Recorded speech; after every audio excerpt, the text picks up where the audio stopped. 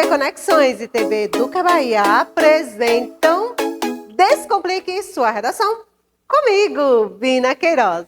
Olá, lindas e lindos, muito bem-vindos e bem-vindas à nossa série Descomplique Sua Redação com a prof. Vina Queiroz. Para quem não me conhece, sou ex-corretora de redação do Enem, sou professora há mais de 15 anos de redação, sou professora do estado da Bahia e é com muito prazer que hoje eu trago para vocês, gente, novidades de como escrever uma redação de forma simples, de forma diretiva e de forma correta, eficaz. Gente, não basta escrever, tem que escrever de forma eficaz. O corretor quer ver aquilo que ele busca dentro das competências. E se você escreve muito bem, mas não traz para ele aquilo que ele está buscando, infelizmente a sua nota não é boa. E hoje nós estamos na 7ª temporada, e se você perdeu a 6ª, a 5ª, a 4ª, a 3ª, a 2ª e a 1ª, corra e vá assistir,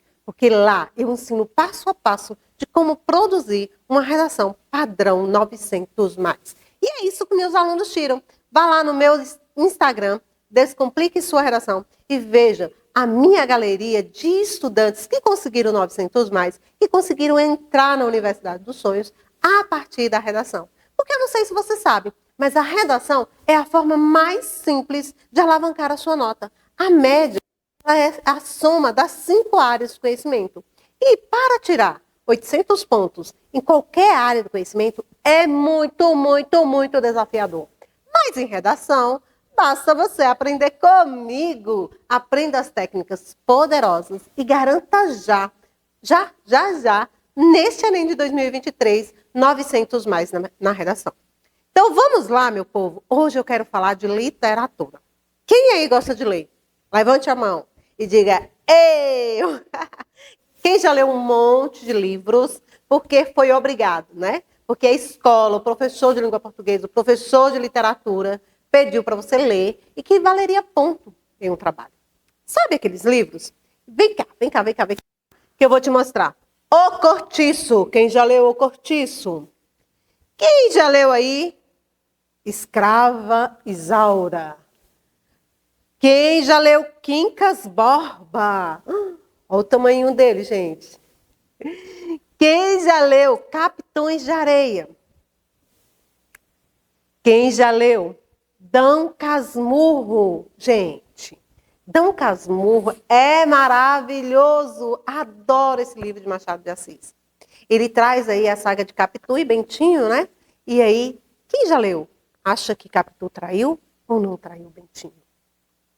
E aí fica a incógnita, né? Você vai ter que decifrar e decidir. Ah, prof, mas tudo indica que sim. Mas vamos pensar na época que foi escrita.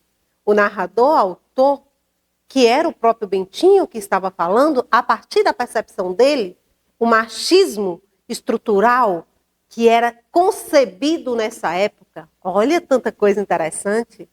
Como Capitu foi julgada, foi condenada sem poder defender, foi mandada, né, para um outro país, local em que ela morreu, sem ter como dizer, eu não sou culpada. Triste, né? Pois é. Este livro, gente, é maravilhoso. E se você nunca leu, vale a pena você conhecer. Você pode começar pela sinopse. Entenda, depois você assiste um vídeo, depois faça a leitura do livro que vai se tornar muito mais fácil. Prof, ler livro ajuda bastante na escrita? Claro, minha gente. Quem lê tem muito mais facilidade de escrever, porque tem um repertório sociocultural muito grande. Além disso, a leitura leva você para outros aspectos na questão vocabular. O seu vocabulário ele é ampliado a partir da leitura. Você conhece locais, você conhece enredo, você conhece muitas formas de escrever que aquela pessoa que não lê não tem a possibilidade de escrita igual a sua. Mas, prof, se eu não sou bom leitor, ainda assim eu posso tirar 900+ na redação? Pode. Ainda assim você pode. Você tem que aprender as técnicas, treinar muito e você pode tirar. Quer dizer que você não precisa ser um bom leitor, ter lido milhares de livros para tirar 900+. É verdade isso? É verdade. Mas ler ajuda? Ajuda. Quem lê, com certeza, aprende e escreve com mais facilidade. Ok, minha gente, então vamos lá. Tem um outro livro que eu gosto muito, que é esse. Capitães de Areia, de Jorge Amado. O Nosso Baiano. Quem já leu aí, diga eu. Este livro é maravilhoso. E ele traz um tema bastante atual, apesar de ser escrito, né, no século passado. Ele traz um tema bastante atual, que é a questão dos meninos marginalizados de rua. E esses meninos que foram marginalizados, não porque eles quiseram, mas eles foram abandonados. Então eles têm aí, gente, uma estrutura de vida e familiar que eles não pediram a Deus, não pediram a ninguém para ter. Eles foram colocados, né, à margem da sociedade. E por conta dessa marginalização, outros fatos acontecem.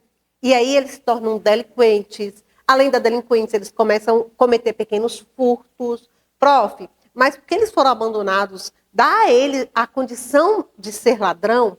Tudo isso está aqui dentro desse livro. E ele é maravilhoso, dá para falar sobre vários temas.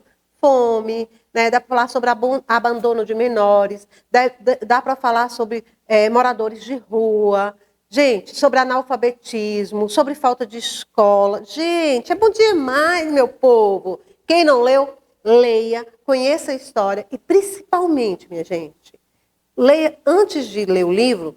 Qual a dica que a professora dá? Você que não é bom leitor, que não gosta muito de leitura, primeira coisa que você tem que fazer, assista um vídeo de alguém falando sobre o livro. Depois, leia a sinopse do livro. Aí, quando você for fazer a leitura, estará muito, muito mais fácil. E você terá muito mais compreensão. Mas, prof, eu preciso ler o livro todo para colocar na redação? Não necessariamente. Se você compreendeu o enredo, compreendeu aquilo que o livro diz, quais são as problemáticas que o livro traz, né? O que o autor quis falar, né? Quis mostrar com aquela história, você já está com meio caminho andado. Porque lá dentro da redação você precisa apenas de um período que vai trazer ali a conexão entre o tema e o texto, a texto que você colocou, o seu repertório sociocultural. Tem mais livros que você indica, prof? Tem, claro que tem. O Cortiço. O Cortiço é pequenininho. Para quem gosta de ler livro pequeno, ele é muito pequeno. E ele é muito legal porque ele traz a história aqui também do subúrbio, da vida no subúrbio, da escravidão, da subversão, da exploração atual, que existe muita exploração trabalhista atual, né? Escravidão, essa escravidão atual, trabalho análogo à escravidão, que é um tema bem forte que poderá cair esse ano também. Aqui traz Bertoleiro as suas problemáticas. A questão da prostituição, também aqui nesse livro ela aborda, dos cortiços, da vida submissa em locais perigosos, que muitas pessoas vivem aí, né, nos morros, que deslizam, que matam milhares de pessoas. É um livro excelente e que vale muito a pena a leitura e, principalmente, gente, a construção de um repertório sociocultural para o seu texto.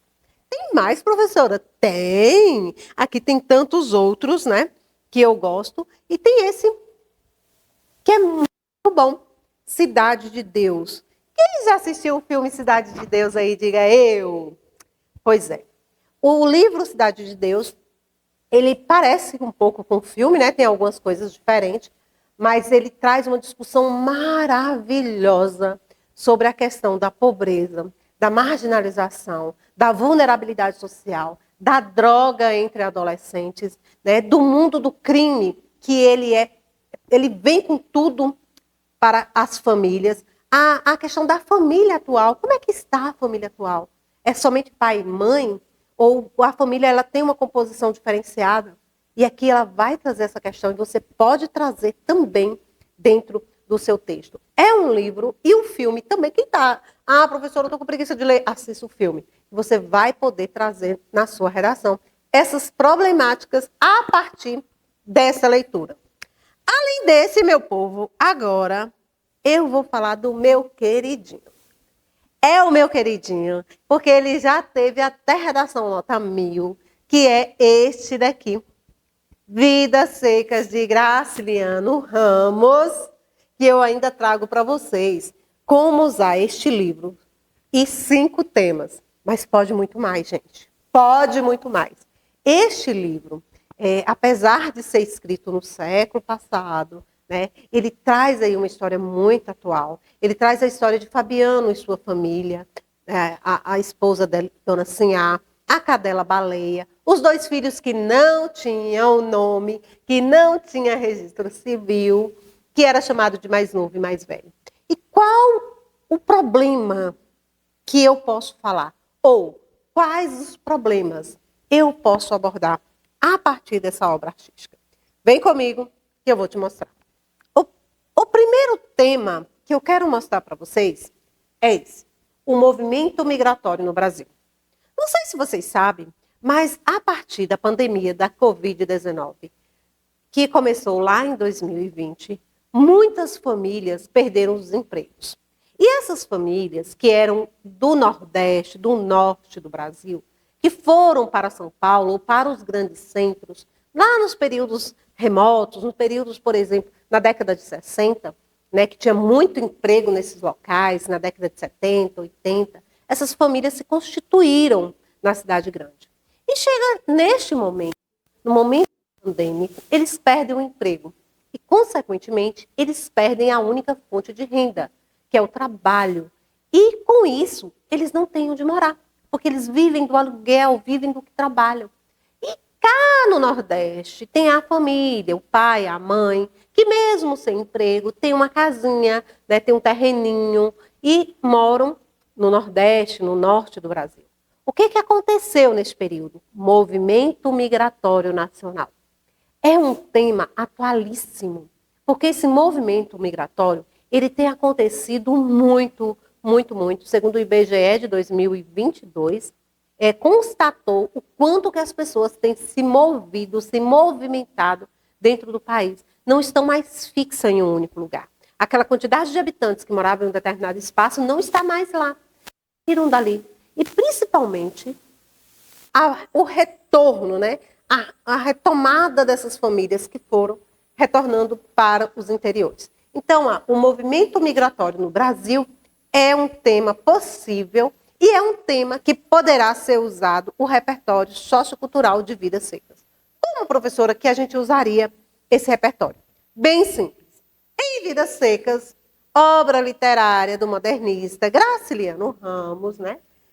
As personagens principais deslocam-se em busca de quê? De uma vida possível, de uma vida melhor. E essas pessoas buscam trabalho para viver com mais dignidade. E isso é o quê? Migração, professora? Sim, é migração. É o momento que eles estão migrando de um local para o outro. E aí você pode trazer isso lá na sua introdução. E como é que você dá continuidade? Trazendo seu ponto de vista. Análogo à história fictícia, milhares de brasileiros, após a pandemia da Covid-19, têm se deslocado dos grandes centros, retornando para os seus berços natais, ou para os seus locais, ou cidades natais, ou cidades menores, né? Olha o tanto de possibilidade. A partir desse momento, você contextualizou, você defendeu o ponto de vista, você traz a analogia de forma belíssima, usando essa obra maravilhosa de Graciliano Ramos. Pronto. Uma obra e 5 temas. Nós já falamos de um tema. Vamos para o segundo tema? O segundo tema é a crise hídrica, gente. Professora, existe crise hídrica? O que é mesmo a crise hídrica, professora? A crise hídrica é a falta de água. E a gente sabe. Lá na minha região, eu moro em Candiba, que é no interior da Bahia. É uma região e que chove muito pouco. E este ano nós já estamos vivendo a crise hídrica. Muitas pessoas estão vendendo seus gados com preço mais baixo, né, que o mercado nacional, porque não tem água para os animais. É triste, né? Prof, por que não tem? Porque o período de chuva, que seria de janeiro a março, não aconteceu. Está em estiagem. E essa estiagem, ela impactou a comunidade, principalmente a comunidade de agricultores e aqueles agropecuaristas. Então, os animais, as lavouras não produziram e os animais não têm como sobreviver ali naquele espaço. Além da água, também falta alimento. Porque com Com a produção agrícola, os produtores produzem ciro, né? Ciro de milho, ciro de sorgo. E neste momento não tem nada, meu povo. Com isso, os gados, né, as vacas, os animais, os porcos, as galinhas, eles têm que ser abatidos e o preço acaba caindo muito. É prejuízo demais. Semana passada eu estava conversando com uma agricultora e ela me disse: Vina, eu comprei gado de R$ 2.000, estou vendendo aqui com preço muito menor porque eu não tenho condições de mantê-los no meu pasto, porque eu não tenho o que dar para comer os meus animais. Muito triste, né? Então a crise hídrica, minha gente, ela impacta diretamente na produção. E é um tema que também é mostrado lá em Vidas Secas. Lá eles não têm água. Inclusive, eles vivem na busca dessa água. Eles não têm água potável, eles não têm água nem para os animais. Então, eles vivem veemente a crise hídrica, tá bom? Como usar, professora, em crise hídrica? Você vai dizer assim: em Vidas Secas, obra literária do modernista Graciliano Ramos, Fabiano e sua família vivem uma situação degradante, marcada pela miséria e a falta d'água. Olha aí, falta de água é crise hídrica. E agora você vai continuar. Análogo à história fictícia ou à obra literária, milhares de brasileiros atualmente vivenciam o mesmo problema por falta de chuvas, né? Que é um dos problemas da crise hídrica, por falta de chuvas ou de abastecimento de água na sociedade. Olha que bonito, minha gente. Agora é só colocar suas teses e fazer o fechamento. Uma obra, já foi 2 temas, vamos para o terceiro tema agora. Insegurança alimentar, minha aposta para o ano de 2023. O que é insegurança alimentar? Vocês sabem, minha gente, que o Brasil voltou para o mapa da fome, né? O Brasil passou pelo mapa da fome, esteve até 2016, saiu do mapa da fome e agora, em 2022, retornamos para esse mapa terrível. Isso significa que temos milhares de brasileiros passando fome nesse exato momento.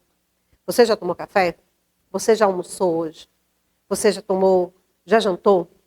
Então, nesse exato momento, milhares de brasileiros não comeram nada. Não tiveram nada para comer. Tem alguns que nem água têm para tomar.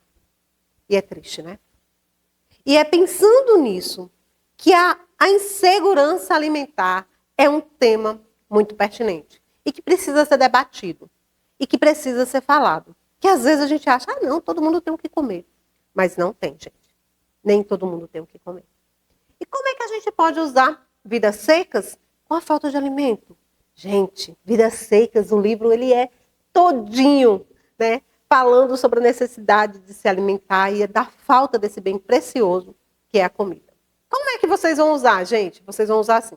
Em Vidas Secas, obra literária do modernista Graciliano Ramos, Fabiano e sua família vivem uma situação degradante marcada pela insegurança alimentar. Isso, gente, é o quê? É você dizer que essa obra, ela traz aí a problemática da falta de alimento. Bonito, né? Então, já trouxemos aí vários temas, agora vamos para o próximo tema. O que mais poderíamos falar utilizando Vidas Secas? A gente pode trazer maltrato aos animais. Professora, como assim? A cadela baleia não era queridinha? Será? Até quando a cadela baleia foi a queridinha de Fabiano e sua família? Será que chegou um momento que eles não tinham mais o que comer, que eles não tinham mais como... A cadela não podia mais ajudá-los? E aí eles não quiseram desfazer dessa cadela? Aí eles não quiseram desfazer desse animal?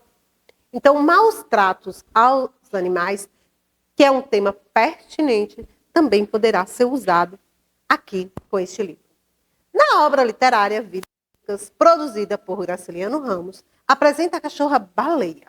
Tal animal, durante parte da trama, auxilia nas dificuldades encontradas pela família. Contudo, é maltratada quando não mais serve àquela família, né? Olha aí que bonito, gente. Quando você faz isso, você já está introduzindo e você já pode trazer que, assim como na obra fictícia, atualmente milhares de animais são invisibilizados, chutados, maltratados por pessoas nas ruas ou até mesmo nas famílias. Quantas famílias não pegam animais para criar e maltratam? Né? Tão triste ver os bichinhos maltratados. E aí já fomos para o quarto tema. Vamos ver o quinto? Que último tema que a gente pode usar o livro. Mas, prof, só são esses? Não! Você pode escrever aí vários temas que você vai poder utilizar Vidas Secas, porque Vidas Secas é amplo demais. Então, vamos ver? Você pode usar com analfabetismo. Como é que ficaria? Em Vidas Secas, obra do escritor modernista Graciliano Ramos, narra a vida de uma família sertaneja que tem como patriarca Fabiano, um homem analfabeto absoluto. Fabiano não sabia ler nem escrever. E senhora Sinhá, né, dona Sinhá, que era a esposa de Fabiano, sonhava que os filhos pudessem aprender a ler e escrever. Então, o analfabetismo, meu povo, é algo que você pode utilizar de forma bem legal neste texto, né, se o tema for analfabetismo. E lembrando, meu povo, que 11,4 milhões de brasileiros são analfabetos, segundo dados do IBGE 2021. Então, é um dado que também você pode colocar no seu texto. Então, minha gente, meu lindo, minha linda, perceba o quanto que essa obra é importante e o quanto é necessário você compreender. Prof, eu não gosto de ler. O que eu faço? Tem um filme Vidas Secas também. Assista o filme, veja a sinopse, veja um vídeo, construa os seus repertórios para vários temas, assim como eu fiz. Assista essa aula novamente, faça print da tela, copia. Prof, eu posso copiar e usar? Pode, minha gente, pode copiar e usar. É seu, é nosso. Vamos crescer e contribuir. É momento de você utilizar essa obra e as demais obras que eu mostrei para vocês, aquela obra que você está lendo, aquele filme que você está assistindo, aquela novela, nos seus textos de redação. É isso que vai fazer a diferença na sua escrita. Para finalizar este episódio, eu não poderia deixar de falar sobre essa obra que compõe este cenário durante toda essa série. Gente, essa obra é um quadro, né, uma tela pintada, como vocês podem ver. Ela foi feita em 2017 por uma aluna. O nome da aluna é Paloma Menezes, do município de Itamari. Ela é de um colégio estadual lá de Itamari. E é uma obra que ela foi feita para o projeto estruturante AVE. E eu achei incrível. Eu não sei exatamente se a aluna, se ela estiver assistindo, ela pode depois ir lá no meu Instagram, Descomplique Sua Redação, e me dizer se a minha recontextualização e a minha interpretação está certa daquilo que ela quis transpor, quis dizer aqui nessa obra. Eu achei incrível todas as imagens, as cores e as problemáticas sociais aqui apresentadas. O projeto AVE é um projeto estruturante em que os alunos da escola estadual eles fazem as suas pinturas e concorrem a prêmios, né? Eu acredito que essa deve ter sido uma obra vencedora, porque eu não conheço a história da obra. Simplesmente encontrei o quadro aqui compondo o espaço que eu ia gravar e por isso eu trouxe as reflexões para vocês. Primeiro você olha e você percebe aqui uma costa brasileira. E essa costa brasileira tem aqui um sol muito lindo, uns coqueiros e tem uma caravela. E eu fico imaginando, seria esse momento, o momento da chegada dos portugueses aqui no Brasil, da descoberta, que não é descoberta? Logo após, embaixo, tem os indígenas, né, adentrando este território, mas aqui também tem a lágrima do indígena. E aí eu trago para a nossa realidade atual. E aqui é a bandeira da Bahia, tá vendo? Um mapa, a bandeira da Bahia, com os indígenas, e o indígena chorando, com essa caravela chegando. Que legal, né? E aí eu trago para vocês a reflexão da crise humanitária dos Yanomamis. Vocês estão sabendo como eles estão vivendo lá no território, lá na Amazônia, em Roraima? Então, é triste a crise que eles estão vivendo e que não é diferente da chegada dos portugueses em 1500. Eles continuam chorando até hoje. Logo após, a gente vê aqui a Constituição rasgada, né? Com algumas pessoas em cima. Será que essa Constituição realmente tem efeito? E se ela tem efeito, por que tantas pessoas morrem? Por que existe o patriarcado e o machismo com a violência feminina? Olha o olho dessa mulher. Por que existe o preconceito contra os homossexuais, a homofobia, o preconceito contra a diversidade? Aqui a gente vê o feminicídio. Olha aí, gente. uma mulher morta. E olha o símbolo da morte. Bem interessante, né? E aqui você vê uma pessoa que parece que está chorando e que está mutilada em um banheiro. Tantas mutilações de adolescentes. Na verdade, são chamadas de autolesões, né? Que não são mutilações. Autolesões que se cortam por depressão, por tantas situações que a gente vivencia. Aqui, ela traz a seca, essa seca do Nordeste, que é esse cacto, e uma criança aqui nessa seca, olhando e vivenciando este período. Aqui uma televisão. Uma televisão e alienação existente atualmente. Mas nós temos profissões, um médico, um professor, e temos aqui um presidiário.